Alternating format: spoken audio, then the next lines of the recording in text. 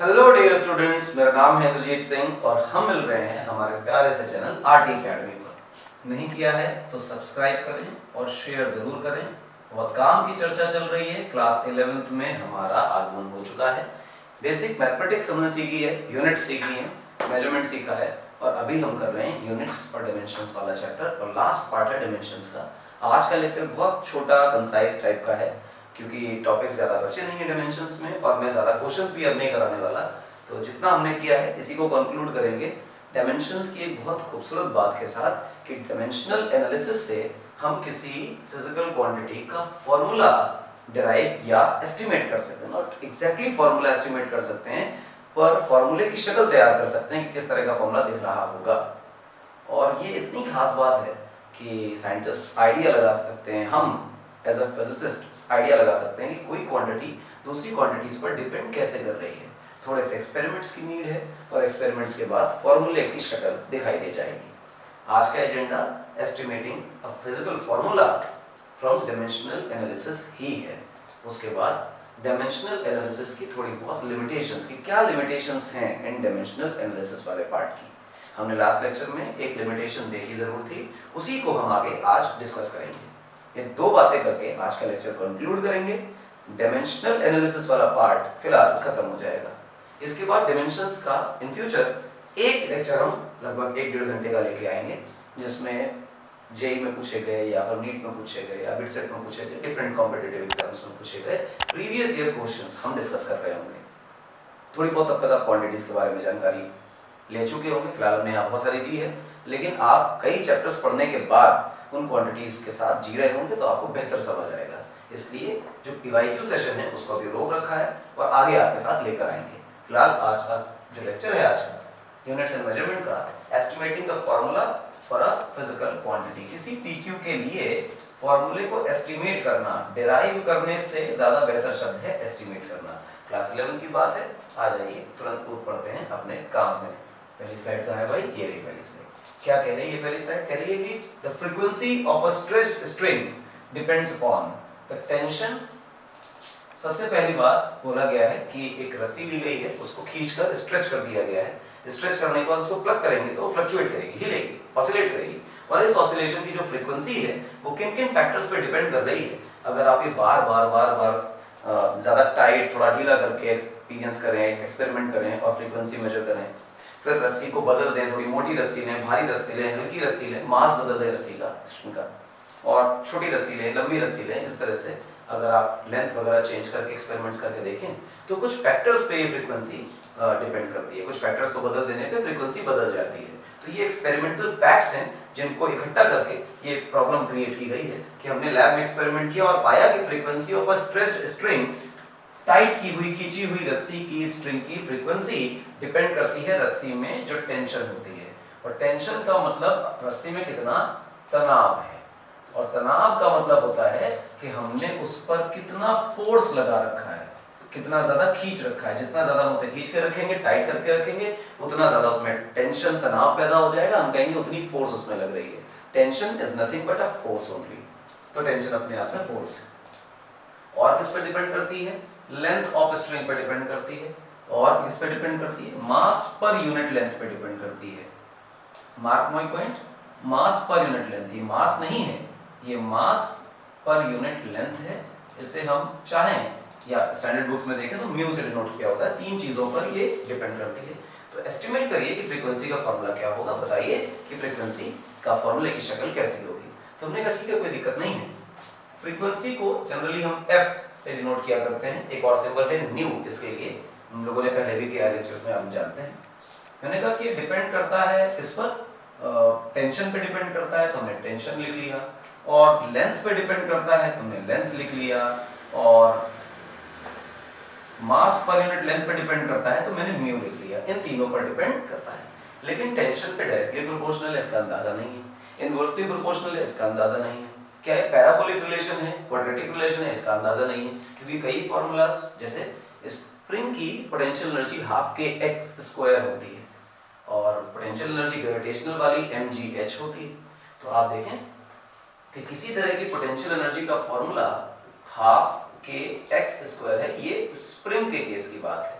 और अगर gravitational potential energy को देखें तो ये mgh बनता है। यू सी कि पोटेंशियल एनर्जी और हाइट के बीच में लीनियर रिलेशन है, और स्प्रिंग में पोटेंशियल एनर्जी एक्सटेंशन या एक्सपेंशन और पोटेंशियल एनर्जी के बीच में क्वाड्रेटिक रिलेशन है।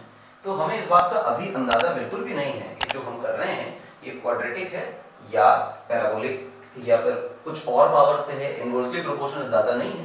तो हम कह देते हैं कि इसकी पावर a, l की पावर b और म्यू की पावर c। अगर डायरेक्टली रिलेशन होगा तो a b c जो है वो 1 1 1 पावर के साथ आ जाएंगे। ठीक है, अच्छी बात है।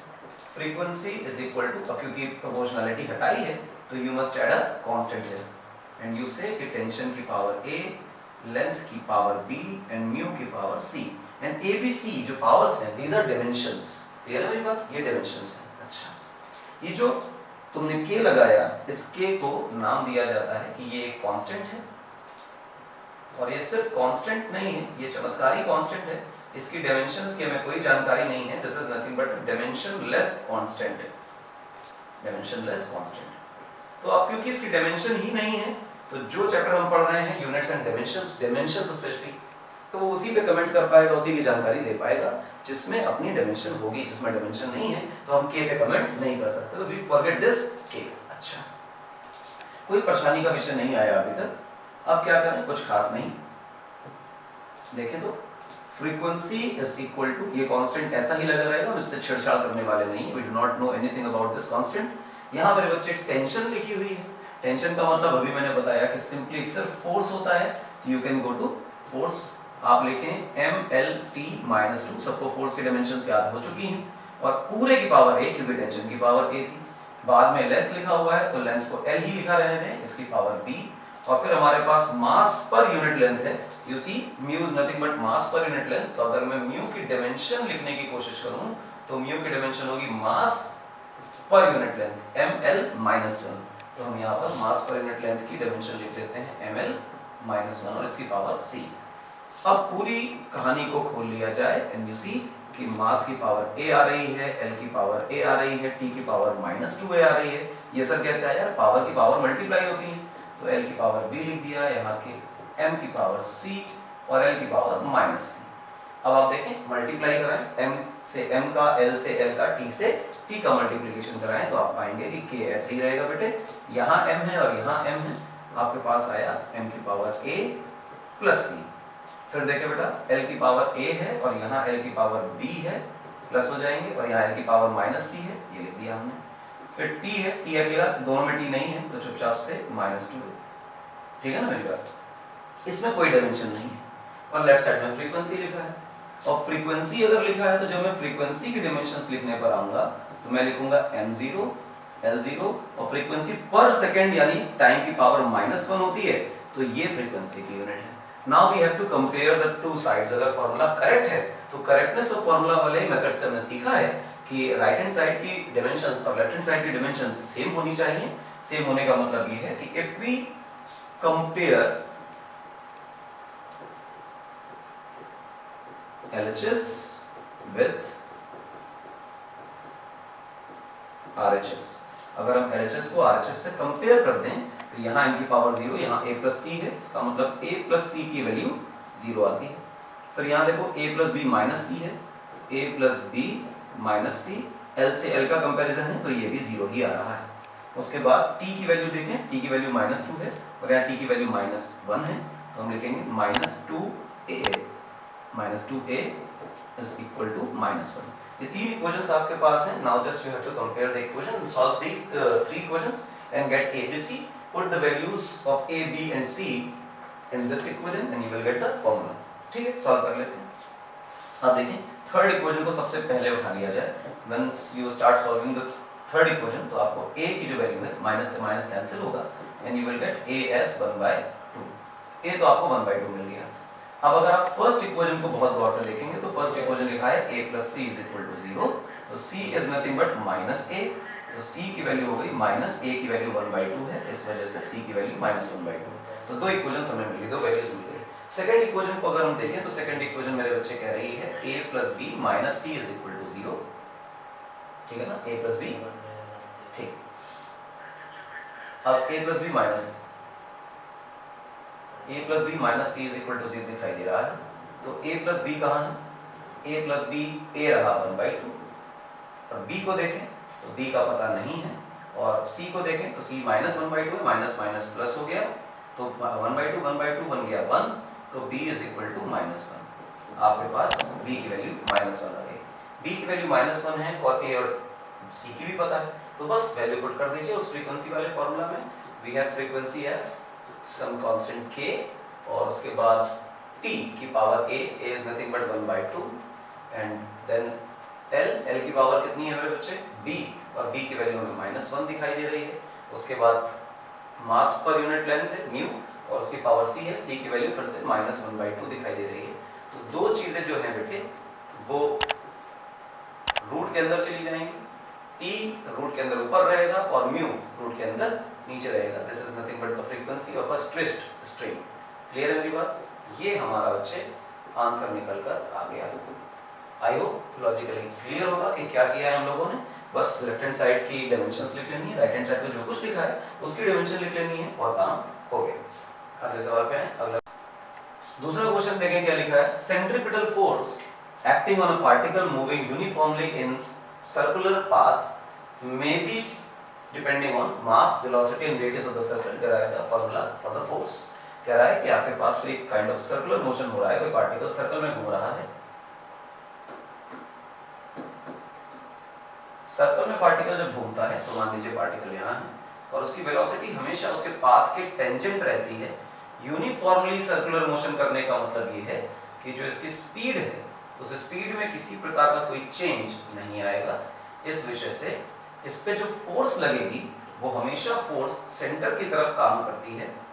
सेंटर की तरफ हमेशा एक फोर्स काम करती है। इस फोर्स को हम लोग नाम दिया करते हैं centripetal force. Centripetal force detail में इसे काइनेमेटिक्स में सिखाया जाएगा। ये सेंट्रीपिटल फोर्स जो है ये किन किन चीजों पर डिपेंड कर रही है उसके बारे में जानकारी दी गई है और कहा गया है कि जो फोर्स है बेटा सेंट्रीपिटल कोई भी फोर्स, तो फोर्स या डायमेंशन के लिए तो सब एक ही, ये डिपेंड करती है मास पर, वेलोसिटी पर और रेडियस ऑफ द सर्कल पर। लेकिन मुझे नहीं पता कि कैसे डिपेंड करती है, तो मैं इनके dimensions a, b and c consider कर लेता हूं। Now I put a sign of equality, तो मुझे कोई ना कोई कांस्टेंट लगाना पड़ेगा। फिर मैं लिखूंगा m की पावर a, v की पावर b एंड r की पावर c। अब मैं लेफ्ट हैंड साइड पर अगर फोर्स की डायमेंशंस लिखने लग जाऊं तो मुझे पता है कि ml t-2 लिखा हुआ है। कांस्टेंट की जानकारी मुझे नहीं है।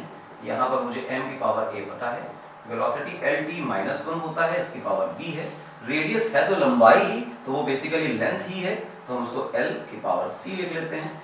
नाउ वी ओपन द, तो देखो m की पावर क्या आई a, और फिर देखो l की पावर क्या आई b, फिर t की पावर -b, क्योंकि पावर से पावर मल्टीप्लाई हो जाती है। आगे l की पावर c दिखाई दे रही है बेटा। नाउ यू सी कि k ऐसे ही रहा, आप m अकेला रख लोगे और फिर l की पावर b, l की power c, you can write it as l की पावर b प्लस l की पावर c, ठीक। उसके बाद t की power -b। Now you compare them, m की पावर a था सॉरी, और वहां देखो पावर 1 -2 है। जब कंपेयर करोगे तो कंपेयर करने पे तुमको जो मिलेगा वो बेटा होगा ये कि a की वैल्यू डायरेक्टली 1 दिखाई दे रही है, मास से मास कंपेयर करो। फिर लेंथ की जो वैल्यू है b प्लस c, इसको कंपेयर करोगे तो लेंथ की वैल्यू भी 1 ही दिखाई देगी। फिर आखिरी में t की वैल्यू है -b पावर और वहां t की पावर है -2, तो आप इसको काट दीजिए तो आपको b की वैल्यू 2 दिखाई दी, a की वैल्यू 1 दिखाई दी। और जब a b पता चल चुका है तो b की वैल्यू को यहाँ पुट करते हैं सेकंड इक्वेशन में। सेकंड इक्वेशन में 2 plus c is equal to 1, तो c की वैल्यू हुई 1 -2, तो c की वैल्यू हुई -1। क्लियर है मेरी बात? तो आपको a b c पता चल गया। Now put this value, this a b c values in the formula. यहाँ पर आप पुट कर दीजिए इसे, तो जो फोर्स का फार्मूला निकल के आएगा वो कोई कांस्टेंट k होगा। उसके बाद m की पावर a की वैल्यू हमने निकाली है 1 का मतलब 1 रहने दे ऐसे। उसके बाद v ऐसे लिखा, v की पावर b की वैल्यू 2 है तो पावर 2 लगा दिया। उसके बाद रेडियस है r की पावर c है, c की मतलब -1 है, तो लॉजिकली ये k m v² by r हमारा फॉर्मूला बनता हुआ नजर आता है। क्लियर है मेरी बात? This is the final formula. ठीक है मेरी बात? अगला सवाल देखें। अगला सवाल कह रहा है if the velocity time force for chosen as basic quantities find the dimensions of mass and energy. कह रहा है वेलोसिटी, टाइम और फोर्स को अगर फंडामेंटल क्वांटिटीज की तरह ट्रीट किया गया होता तो मास और एनर्जी का फॉर्मूला बताइए। कोई बात नहीं, सबसे पहले मास की ही चर्चा कर लेते हैं। कह रहा है कि वेलोसिटी और टाइम और फोर्स को फंडामेंटल यूनिट्स की तरह ट्रीट किया गया, कर लेते हैं, कोई बुराई नहीं।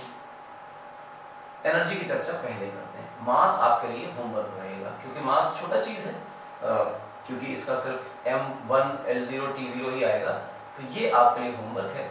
मैं इसका सेकंड पार्ट आपको करके दिखाऊंगा, ये आप लोग खुद करेंगे, ठीक है ना। एनर्जी को कहा गया कि ये वेलोसिटी, टाइम और फोर्स इन तीनों पे डिपेंड करता है। उसका लॉजिक ये है कि हमारे लिए यही फंडामेंटल क्वांटिटीज हैं, तो हम कहते हैं कि डिपेंड करती हैं वेलोसिटी पर, टाइम पर और फोर्स पर। लेकिन कैसे करती हैं पता नहीं, तो we put ABC sign on है। उसके बाद energy is equal to some constant के व्हाटएवर जो पता नहीं, वेलोसिटी की पावर A, टाइम की पावर B, F की पावर C। अब एनर्जी को अगर देखेंगे तो इसकी यूनिट होती है, डायमेंशन होती है ml2t-2। सामने बेटा K लिखा हुआ है। वेलोसिटी को देखेंगे तो LT-1 लिखा है। T को देखेंगे तो टाइम है एंड टाइम की पावर B लिखी हुई है। फिर फोर्स लिखा हुआ है सामने, तो फोर्स के लिए आप लिखेंगे ml-t-2 की power C। Now you solve it up, तो आएगा L की पावर है, T की पावर -A, फिर आप देखेंगे तो T की पावर B, और फिर यहाँ पे आएगा, मल्टीप्लाई करते जाइए पावर्स का, L की पावर C, T की पावर -2C, और फिर आप इन्हें जोड़ दीजिए। ये L की पावर A, L की पावर C है, तो K ऐसे ही चला गया। M अकेला है तो सबसे पहले M की पावर C लिख दी जाए, L की पावर A प्लस C लिख दी जाए। फिर T को देखें, तीनों साइड में है, तो T की power -A plus B -2C ऐसे लिख दिया गया। अब आप कंपेयर करें लेफ्ट हैंड साइड को, तो M की पावर 1 है, यहाँ M की पावर C है, तो कंपेयर करने पे C की वैल्यू डायरेक्टली 1 निकल के आती है, आपको पहला आंसर मिल जाता है। फिर आप देखें L को जब आप कंपेयर करेंगे तो A प्लस C, तो जो ये A प्लस C है आपके पास, इसकी वैल्यू आपको वहां पे L में 2 दिखाई देती है, एनर्जी में इसकी वैल्यू 2 है, ठीक। और उसके बाद ये जो पूरी क्वांटिटी T के ऊपर है, that is -A plus B -2C, इसकी जो वैल्यू आ रही है वो आ रही है -2, तो हमने यहाँ लिखा है इसको -2, ठीक है, अच्छी बात है। ये C की वैल्यू अगर सेकंड इक्वेशन में डालते हैं तो सेकंड इक्वेशन हमें क्या देती है, A प्लस C की वैल्यू 1 है, इज इक्वल टू, A की वैल्यू आई 2 -1, दैट इज 1, तो हमें A की वैल्यू मिल चुकी है। हमें A और C की दोनों पता है, तो इसके अंदर A की वैल्यू डालते हैं 1, B को अकेला रहने देते हैं -2, और C की वैल्यू भी शायद 1 ही नजर आ रही है, और दोनों ही पॉजिटिव 1 है, तो into 1 that is equal to -2, तो -1 plus B -2 is equal to -2। आप इसको इधर ले जाइए, तो -1 plus B is equal to +2, -2 that is 0, -1 plus B, तो B की वैल्यू आई बेटा +1, एंड यू सी कि आपके पास A, B, C तीनों +1 +1 +1 निकल के आते हैं। और ध्यान रखिएगा मैंने ऐसा लिख दिया है आपके लिए, तो हो सकता है उससे कैलकुलेशन में एरर हो जाए, तो कैलकुलेशन पार्ट देखिएगा आप, बाकी कंसेप्चुअली यही सब सही है, बाकी मैंने सही किया है, कोई दिक्कत की बात नहीं है। आप जो पुराना फॉर्मूला था अपना, उसमें A, B, C की वैल्यू डाल दीजिए, वेलोसिटी की पावर 1, टाइम की पावर 1 और फोर्स की पावर 1, बस ये बन गया हमारे एनर्जी का फॉर्मूला। इस प्रकार से आप चाहें, बारी है डायमेंशनल एनालिसिस के लिमिटेशंस की। हम लोगों ने काफी सारा काम कर लिया है और डायमेंशनल एनालिसिस के फायदे भी देख लिए, फॉर्मूले की करेक्टनेस के बारे में जानकारी निकाली है कि अगर कोई फॉर्मूला दिया है तो फिजिकली करेक्ट हो ना हो, डायमेंशनली करेक्टनेस तो उसकी चेक कर ही लेते हैं। उसके बाद फॉर्मूला कैसे हम लोग डिराइव करते हैं वो भी देख लिया कि कैसे किसी फॉर्मूले को एस्टिमेट करते हैं। इसके अलावा MLT को छोड़कर, मास, लेंथ एंड टाइम को छोड़कर, अगर आप एनर्जी, वेलोसिटी, मोमेंटम एक्सेट्रा किसी भी 3 क्वांटिटीज को बेस क्वांटिटीज बनाकर आप चाहें कि किसी भी दूसरी क्वांटिटी की डायमेंशन निकाली जा सके तो आप वो भी कैलकुलेट कर सकते हैं। तो ये वो डिफरेंट वैरायटीज हैं जिन तरह के क्वेश्चंस आपसे पूछे जाते हैं स्कूल लेवल में आपके यहाँ, और ये वो सारे एप्लीकेशंस हैं डायमेंशनल एनालिसिस के जो हम लोगों को पढ़ने और समझने चाहिए। फिलहाल लिखा हुआ है लिमिटेशंस ऑफ डायमेंशनल एनालिसिस, क्या कमियां हैं, लिमिटेशंस लिखा है, खराबियां नहीं है। एक कोई भी थ्योरी बनाई जाए वो दुनिया की हर चीज एक्सप्लेन नहीं कर सकती, उसमें कोई ना कोई तो ड्रॉबैक रहेगा ही। वैसा ही कुछ यहाँ भी है। हम देखते हैं कि डायमेंशनल एनालिसिस की क्या क्या कमियां हैं। हमारे पास दो फॉर्मूलाज लिखे हुए हैं। सिंपल पेंडुलम का टाइम पीरियड में आपके लिए लिख कर लाया हूं। ये जनरल फॉर्मूला है। वैसे तो सैकड़ों फॉर्मूले फिजिक्स में आपके सामने लिखे जा सकते हैं, आपको बताए जा सकते हैं, पर यकीन मानिए कि वही फॉर्मूले आपको ज्यादा फील देंगे जो फॉर्मूलाज ने पहले भी सुन रखे हैं। तो टाइम पीरियड का फॉर्मूला आपने 10th क्लास में सुना होगा, कुछ बच्चों ने 9th क्लास में सुना होगा। 2 pi under root L by G। L का मतलब होता है लेंथ ऑफ द स्ट्रिंग,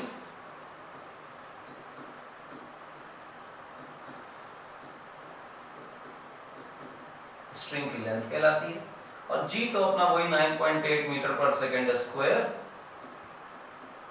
ये एक्सेलरेशन ड्यू टू ग्रेविटी, वही पुरानी कहानी एक्सेलरेशन की, कुछ खास नहीं। 2 पाई को इसमें बहुत गौर से देखना है। 2 पाई कांस्टेंट नंबर है, ठीक। कैसे पाया गया? इसको दुनिया में पाया गया एक्सपेरिमेंट्स से। ये हमने किसी थ्योरी से नहीं निकाला, एक्सपेरिमेंट से पता चला कि इसकी वैल्यू 2 पाई है, ठीक है। इस 2 पाई की खास बात क्या है? It is just a pure number, तो इसकी कोई डायमेंशन नहीं है। प्योर नंबर का मतलब आप ये मत समझिएगा कि रैशनल इरैशनल में बात हो रही है। प्योर नंबर का मतलब यहाँ पर ये, क्योंकि हम फिजिक्स पढ़ रहे हैं तो नंबर्स कुछ फिजिकल क्वांटिटीज को डिनोट कर सकते हैं। 10 न्यूटन्स भी हो सकता है, 10 मीटर्स भी हो सकता है, 10 may be just a number, इसकी कोई यूनिट ना हो, कोई डायमेंशन ना हो, इसका कोई मतलब ना हो।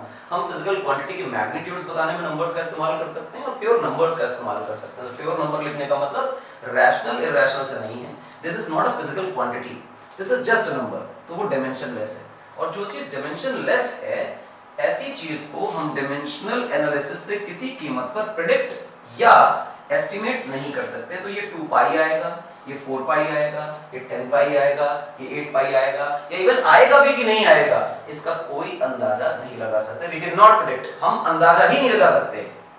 तो ये एक्सपेरिमेंट से ही आ सकता है। ये ड्रॉबैक है कि फॉर्मूले की फिजिकल करेक्टनेस को चेक नहीं कर पा रहा है डायमेंशनल एनालिसिस। डायमेंशनली करेक्ट है कि नहीं, left hand side right hand side के जैसी क्वांटिटीज आ रही हैं या नहीं ये बता रहा है, लेकिन फॉर्मूला एग्जैक्टली करेक्ट है कि नहीं। जैसे अगर मैं आपके लिए यही फॉर्मूला लिख देता t equal to 4 upon pi और यहां लिखा होता आपके लिए L अपॉन G, तो डायमेंशनल एनालिसिस के मेथड से ये फॉर्मूला भी डायमेंशनली करेक्ट होता, इसमें कोई बुराई नहीं होती। तो हम लिख देते डायमेंशनली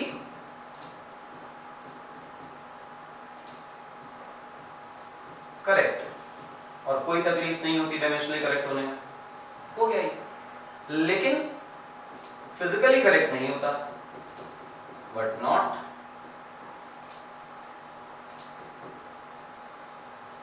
फिजिकली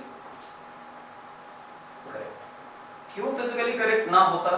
उसका कारण है कि हमें एक्सपेरिमेंट से ये बात मालूम है कि यहां पर 4 बाई पाई की जगह पर 2 पाई आता है। तो ये फॉर्मूला सही तो नहीं है जो लिखा है, लेकिन डायमेंशनल एनालिसिस फिर भी इस फॉर्मूले को ठीक बताएगा। तो ऐसी चीजों को कमेंट नहीं कर सकते, we can just check the dimensional correctness, not the physical correctness. दूसरा एग्जांपल आपके सामने लिखा हुआ है, और ये भी आपने अपने बचपने में पढ़ा है 9th स्टैंडर्ड में, मोशन इन 1D में जब कांस्टेंट एक्सेलरेशन का केस आता था तो s is equal to ut plus half of at square बन जाया करता था। अब देखें कि ये डिस्प्लेसमेंट यूनिट रखता है, यहां पर आप देखें तो lt-1 और फिर t रख रहा है t की पावर +1, ये खत्म हो जाएगा, अगेन l है। एक्सेलरेशन की यूनिट देखें तो lt-2 बनेगी, टाइम का स्क्वायर है तो लॉजिकली t की पावर 2 बनेगा, ये कट जाएगा, अगेन l। तो डायमेंशनली तो ये फार्मूला करेक्ट है, तीनों टर्म्स का l l l डायमेंशन आ रहा है। लेकिन ये जो क्वांटिटी 1/2 लिखी हुई है, there is a constant being multiplied with at² 1/2, ये प्योर कांस्टेंट है और इस कांस्टेंट का कोई डायमेंशन नहीं है, it is just a dimensionless number, जिसकी वजह से ये आदमी प्योर नंबर है। प्योर नंबर का फिर वही बात, फ्रैक्शन वाली बात नहीं है, कोई फिजिकल क्वांटिटी नहीं है, ये जस्ट प्योर नंबर है, और प्योर नंबर है तो डायमेंशनलेस है। और अगर ये डायमेंशनलेस है तो इसके कोई जानकारी डायमेंशनल एनालिसिस से नहीं निकाली जा सकती। इसका सीधा सा मतलब, हम यही वाला एग्जांपल दोबारा से रिपीट करने की अगर कोशिश कर लें तो वी कैन से कि s equal to ut plus 7at square भी अगर लिखा होता तो डायमेंशनल एनालिसिस इसे करेक्ट ही बताता, जबकि ये 7 जो है इसकी जगह पे 1/2 आना चाहिए था। तो ये जो पर्टिकुलर फॉर्मूला है ये डायमेंशनली करेक्ट दिखाई दे रहा है, विषय ध्यान रखिएगा, लेकिन ये फॉर्मूला फिजिकली करेक्ट नहीं है।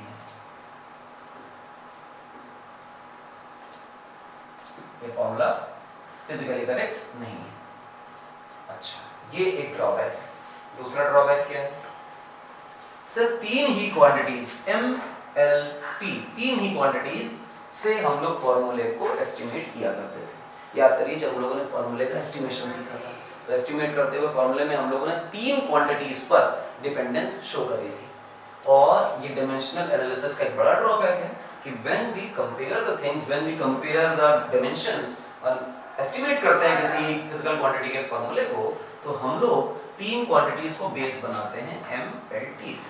कोई बच्चा चाहे तो MLT की जगह एनर्जी, प्रेशर, डेंसिटी या फिर कोई भी 3 क्वांटिटी से सेट को ले सकता है, but the dimensional analysis method says कि आपको 3 क्वांटिटीज को बेस क्वांटिटीज बनाना है। वी नो कि fundamentals are mass, length and time, तो हम ये बना लेते हैं। कोई भी 3 चूज कर सकते हैं, but only 3 quantities can be taken as base units, only 3 quantities. अब मान लीजिए कि कोई क्वांटिटी में चार्ज भी इन्वॉल्व हो रहा है और आपने अपने बेस क्वांटिटीज जिनको 3 को ही मानने के लिए बोलता है फॉर्मूला, ध्यान रखिएगा डायमेंशनल एनालिसिस 3 को ही मानने के लिए बोलता है, तो 3 में चार्ज इन्वॉल्व नहीं है, तो ऐसा कोई भी फॉर्मूला डायमेंशनल एनालिसिस से एस्टिमेट ही नहीं किया जा सकता। तो एक मेथड की प्रॉब्लम है कि it uses only 3 base quantities, चौथी बेस क्वांटिटीज की यहाँ पर जगह नहीं है। तो जिन भी क्वांटिटीज में चौथी बेस क्वांटिटीज भी आएंगी, चौथी क्वांटिटी आ जाएगी, डिफरेंट टाइप की क्वांटिटी आ जाएगी, वहां पर ये डायमेंशनल एनालिसिस फॉर्मूले को प्रेडिक्ट नहीं करेगा। इसके लिए क्या करें? एक्सपैंड कर लें, 3 में ना डिनोट करके 4, 5, 6, 7 फंडामेंटल सातों में इसको रिप्रेजेंट कर लें तो अपना काम चल जाएगा। बट स्टैंडर्ड तरीका यही है डायमेंशनल एनालिसिस का कि 3 ही फिजिकल क्वांटिटीज को बेस क्वांटिटीज बनाकर हम लोग फॉर्मूला एस्टिमेट करते हैं। तो एग्जांपल के तौर पे MLT से आप पोटेंशियल के बारे में जानकारी नहीं निकाल पाएंगे, और सर हम लोगों ने डायमेंशंस तो लिख रखी हैं, हाँ वो समझदारी के साथ लिख रखी हैं, इसलिए कि वहां हम लोगों ने एक्स्ट्रा टर्म चार्ज या करंट के बारे में जानकारी ले ली थी, इन्वॉल्वमेंट कर ली थी। लेकिन स्टैंडर्ड तरीका ये है डायमेंशनल एनालिसिस का कि 3 को ही बेस क्वांटिटीज बनाकर पूरा मेथड सॉल्व किया जाता है। तो 3 क्वांटिटीज का लिमिटेशन इस स्टैंडर्ड का एक प्रॉब्लम है, ड्रॉबैक है। इसको बढ़ाकर इस ड्रॉबैक को दूर किया जा सकता है। लेकिन पुराना वाला ड्रॉबैक जो है बेटे, ये डायमेंशनलेस कांस्टेंट्स जिनको हम बोल सकते हैं, ये अभी भी प्रॉब्लम है। तो डायमेंशनलेस कांस्टेंट्स अभी भी रिजॉल्व नहीं हुए।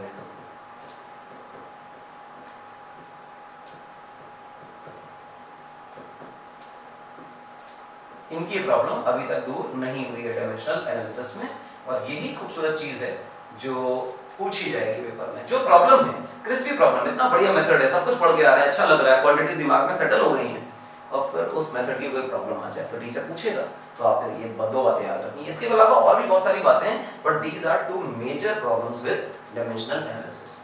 यहाँ पर मैं इस चैप्टर को विराम दे रहा हूँ, रोक रहा हूँ। पढ़ाने को और भी पढ़ाया जा सकता है, लेकिन सारे लेक्चर्स डायमेंशनल एनालिसिस को ही डिवोट हो जाएं तो आगे जो बहुत इंपॉर्टेंट और डेप्थ में पढ़ने वाले टॉपिक्स हैं वो शायद हम उसको कहीं ना कहीं कहना चाहिए कि चैप्टर सफर करेंगे। जहां आपको कांसेप्ट की बहुत डिटेल जरूरत है वहां पर हम नंबर ऑफ लेक्चर्स बहुत बढ़ाएंगे। आपको समझ आएगा कि मैथमेटिक्स को इतना लंबा खींचने का फायदा क्या था, कि जब हम रोटेशन में, सेंटर ऑफ मास में आएंगे, काइनेमेटिक्स पढ़ेंगे, तो वहां पर मैथमेटिक्स इतनी इन्वॉल्व क्यों हुई, क्यों 10 लेक्चर लिए गए।